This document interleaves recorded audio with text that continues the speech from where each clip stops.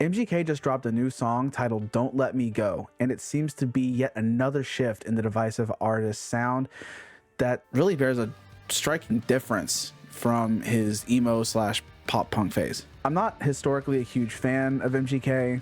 However, this song may have just changed my mind. It features a very simplistic, stripped down beat that has some arpeggiated pianos, a really tight kick drum sound, and what sounds to be like pens just tapping against a table like I would do with my buddies back in high school. What I think this does, having such a simplistic beat that pays homage to like where a lot of kids get started exposing themselves to making beats in hip hop, I think this simplistic and ultimately stripped back beat brings the listener into a really personal space where you feel like you're almost in the room with Kelly as he's just venting about his frustrations and his mental health struggles and trauma.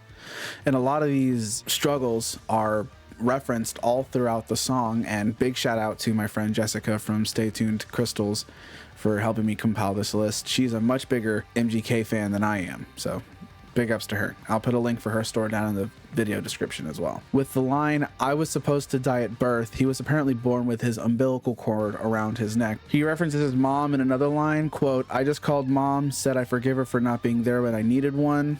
Apparently his mom left him and his dad when he was 9 years old. And I've got my notes right here to make sure that I don't screw up any of these references.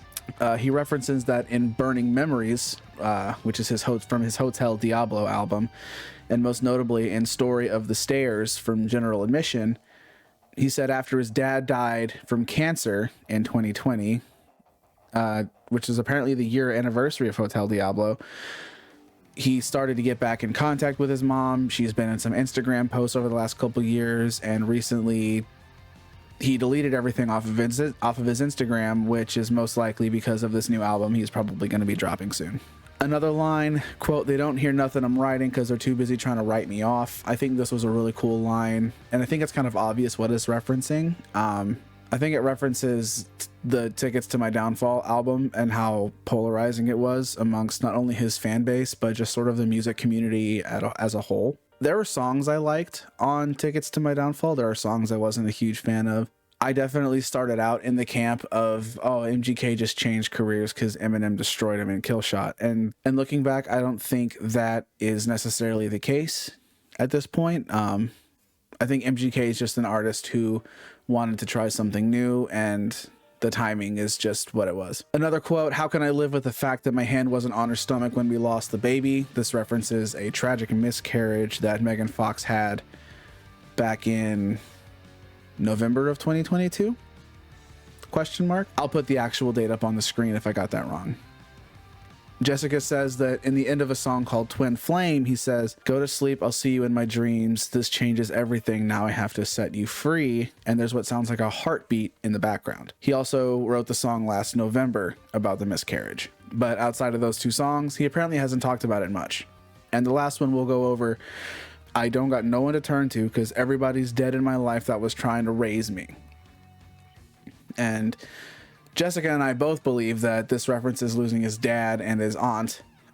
His dad did kick him out when he was young, and his aunt took him in. And apparently they were really close, and when she passed away, he was like just starting to really make it big and pop off. Really, I think this is a great new direction for MGK. There's this huge new wave of like emo and then other genre artists like Noah Kahan and Hosier. Like, I've heard people put them under like this new emo folk banner, kind of like what Post Malone did with one of his most recent songs. There's, you know, emo music, emo alternative, like hard rock, punk rock, heavy metal music, bands like Hawthorne Heights and the like. And now we're getting more emo rap driven by mental health and trauma and emotions rather than just flexing or trying to impress people, which there's nothing wrong with either one of those things. I just think it's a cool turn that rap has been taking over the last few years. I would put this song squarely in the "this is good emo music" camp.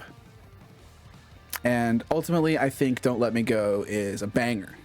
Certified. I think it shows a lot of growth from MGK, not just musically, but as a person and as an artist as well. The lyrics are personal and extremely introspective. The beat is simple, refined, and the word I would use is intimate. If I were to give it a score,